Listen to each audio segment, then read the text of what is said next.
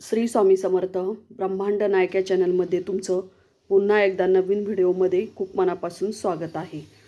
तर आजचा व्हिडिओ हा आपला हळद मिठाचा रामबाण उपाय आणि सगळ्यात महत्त्वाचं म्हणजे तुमची जर कोर्ट कचेरी जर चालू असेल तर केस तुमची नाहीसी होणार आहे आणि तुमचा शत्रूही मागे फिरणार आहे.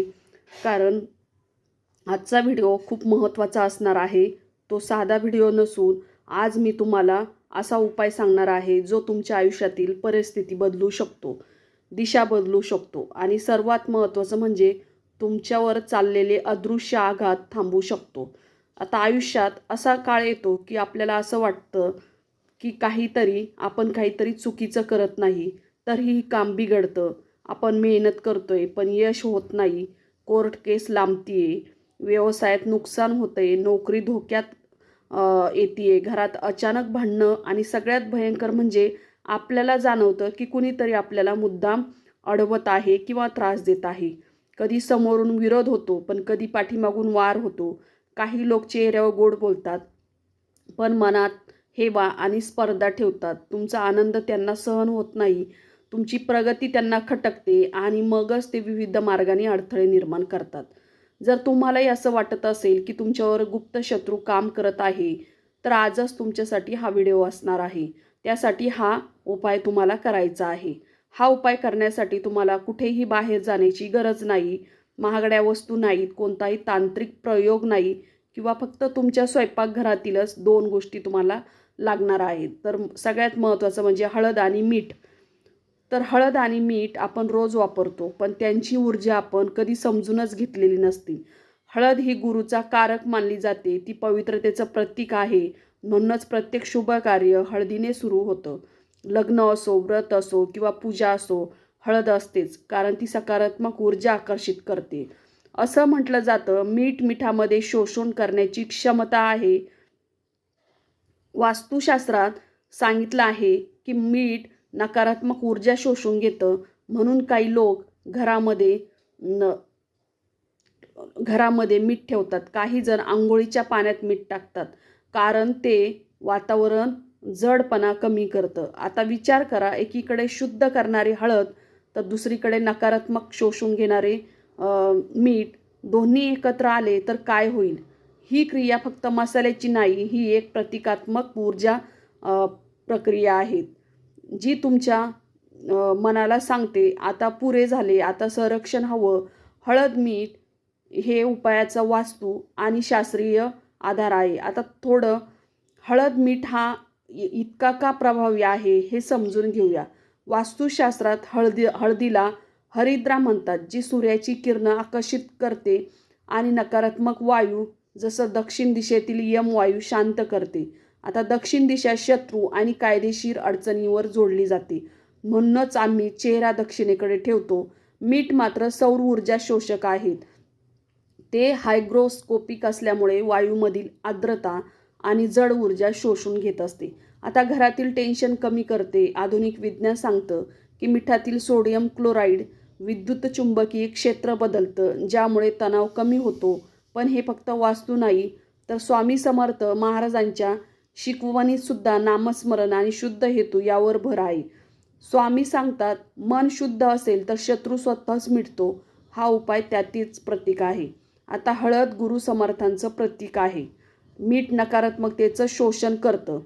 एकदा नणंदेमध्ये एक भक्त आला होता. त्याचं नाव रामराव. त्याला गुप्त शत्रूमुळे व्यवसाय बंद झाला होता. तर त्यांना हा उपाय केला की हळद मीठ उपाय सांगितला. 7 दिवस केला. 3ऱ्या दिवशी त्याचा शत्रू स्वतः फोन करून माफी मागितली. आता रामरावाचा व्यवसाय दुप्पट झाला आहे. असे अनेक अनुभव आहेत. हा उपाय गुप्त शत्रू नाश आणि कोर्ट केस उपाय म्हणून लाखो लोक करतात. आता तुम्ही हा एक उपाय करायला हरकत नाही. आता स्टेप बाय स्टेप तुम्हाला सांगते कसा करायचा तो. अत्यंत लक्ष देऊन ऐका. हा उपाय सोमवार, मंगळवार, बुधवार किंवा शनिवारी या दिवशी करणे उत्तम मानले जाते. जर शक्य असेल तर रात्री 9:30 नंतर हा उपाय करा.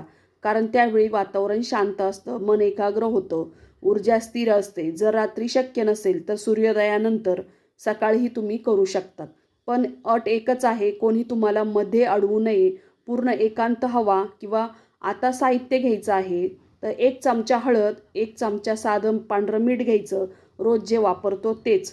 खडं मीठ असेल तरी पण चालेल आणि घरातील शांत जागेत बसा, जिथे तुम्हाला कोणीही डिस्टर्ब करणार नाही. देवघर असेल तर तिथे बसा, नाहीतर स्वच्छ खोलीत सोफा किंवा आसन काही चालेल, पण पाठीचा कणा सरळ ठेवायचा.